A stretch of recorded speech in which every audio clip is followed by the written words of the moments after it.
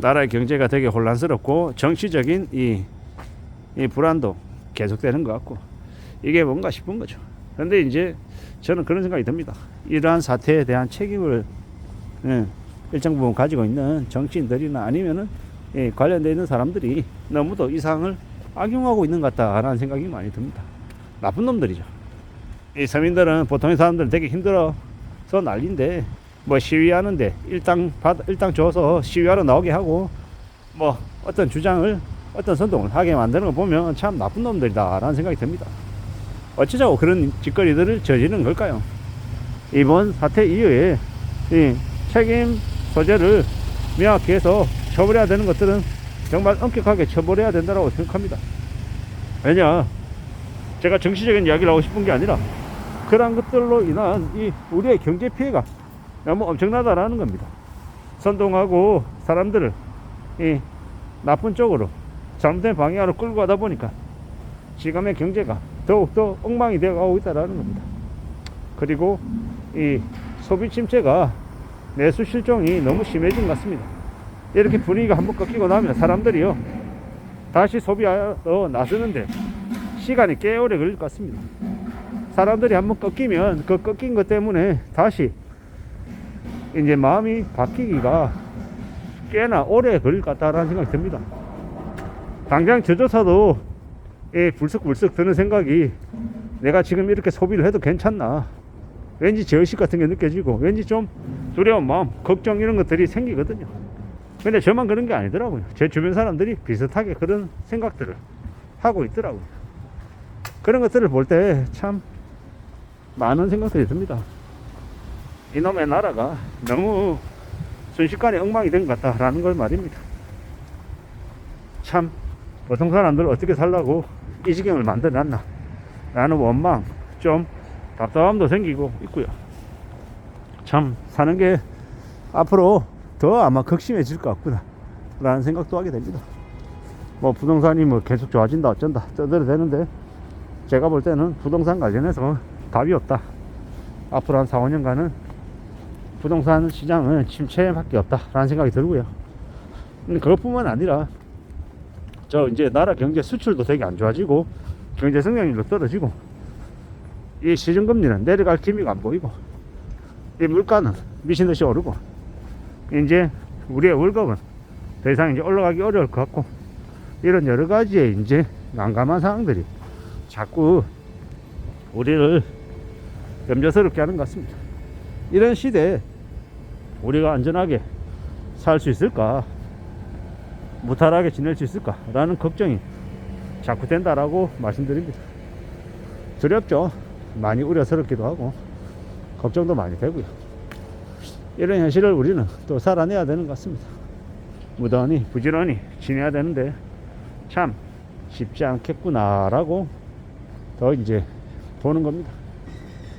우리가 살아가는 시대, 우리의 이 현실을 또 책임지고 견디고 또 감내해야 될 사람은 결국 우리 자신들인 것 같습니다. 좀 원망스럽죠. 물가를 이렇게, 그리고 이 시장을 이렇게 망가뜨린 그들을 보면 화가 많이 납니다. 근데 또 누군가는 제가 이런 얘기하는 것에 대해서 매번 이렇게 비아냥거립니다. 그래서 결론이 뭔데, 네가 구체적인 제안을 내놔라. 비방은 누구나 나올 수 있다. 근데 제안 내놓는 게 어려운데 네가 생각하는 제안은 뭐냐, 이렇게 저에게 따지듯이 얘기하는 사람도 있습니다. 근데 뭐 제가 뭐 정책 위반자도 아니고 제가 경제부총리도 아니고 제가 고위직 관료가 아닌데 저에게 대책을 내놓으라고 얘기합니다. 그냥 웃고 넘기는 거죠. 그냥 그러려니 하고 맙니다.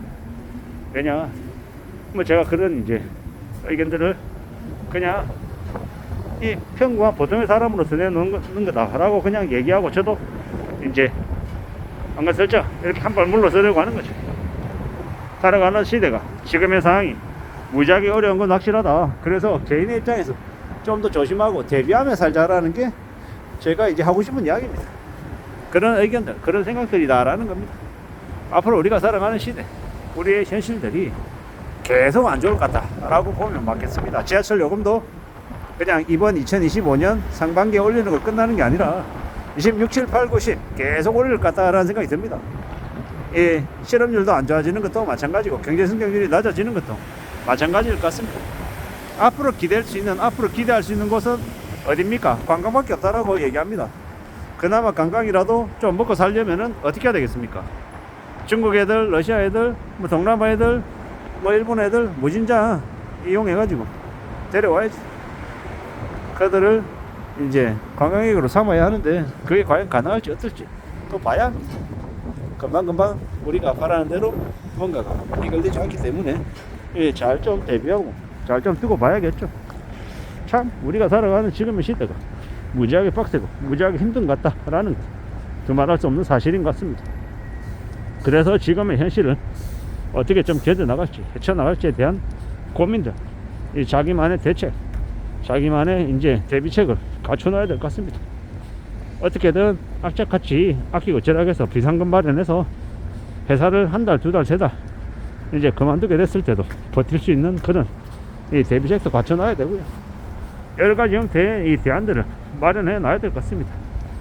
그래야 길이 열린다라고 말씀드립니다.